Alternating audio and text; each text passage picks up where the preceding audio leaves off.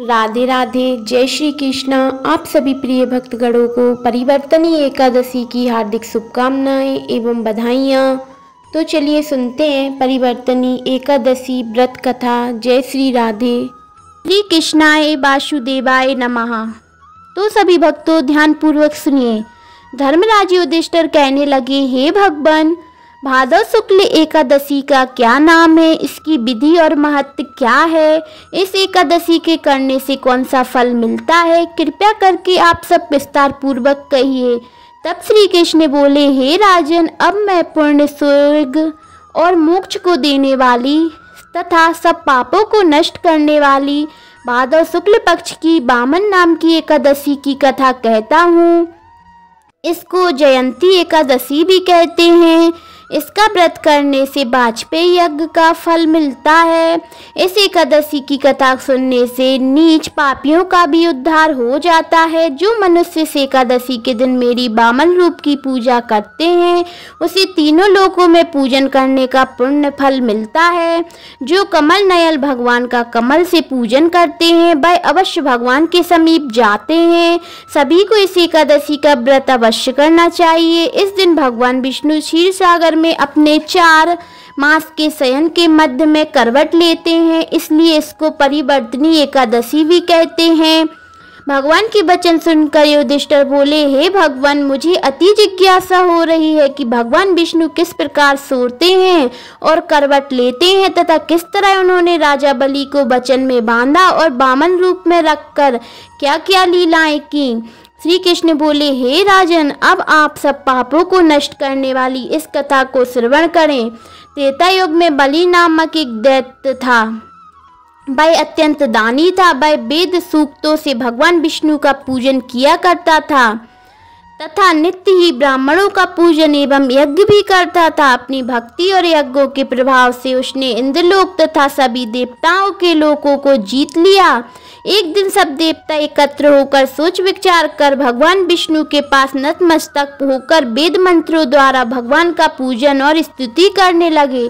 तब भगवान ने वामन रूप धारण करके 5वां अवतार लिया। फिर अत्यंत तेजस्वी रूप से राजा बलि को जीत लिया। इतनी वार्ता सुनकर राजा युधिष्ठिर बोले, हे जनार्दन, भगवान विष्णु ने वामन रूप धारण करके उस महाबली दैत्य को किस प्रकार जीता।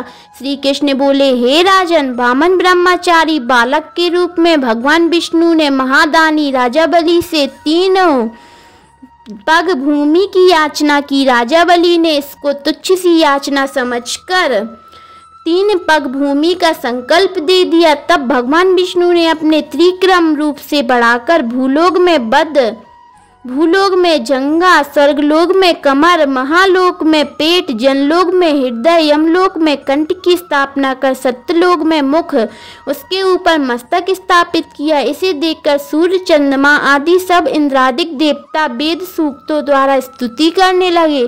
तत्पश्चात राजा बलि से वामन भगवान ने हाथ जोड़कर कहा, राजन, एक पग से पृथ्वी, दूसरे से स्वर्गलोक पूर्ण हो गए। अब तीसरा पग कहाँ पर रखूं? तब बलि ने अपना सिर झुका लिया और भगवान ने अपना पैर बलि के मस्तक पर रख दिया, जिससे भक्त बलि पाताल को चला गया। फिर उसकी विनती और नम्रता को देखकर भगवान विष्णु ने कहा, हे बलि, मैं सदैव तुम्हारे निकट ही रहूंगा। बलि के ऐसे कहने के भादव शुक्ल परिवर्तनी एकादशी के दिन बलि के आश्रम पर भगवान विष्णु का एक स्वरूप स्थापित हुआ और दूसरा क्षीर सागर में शेषनाग की सैया पर शयन करता है।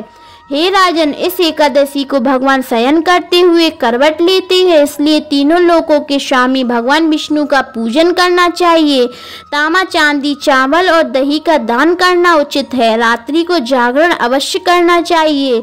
जो विधि पूर्वक इस एकादशी का व्रत करते हैं, वे सब पापों से मुक्त होकर स्वर्ग में जाते हैं। जो मनुष्य इस पापनाशक कथा को पढ़ते हैं या सुनते हैं, उनको अश्वमेघ यज्ञ का फल प्राप्त होता है। जय श्री राधे, जय श्री कृष्णा।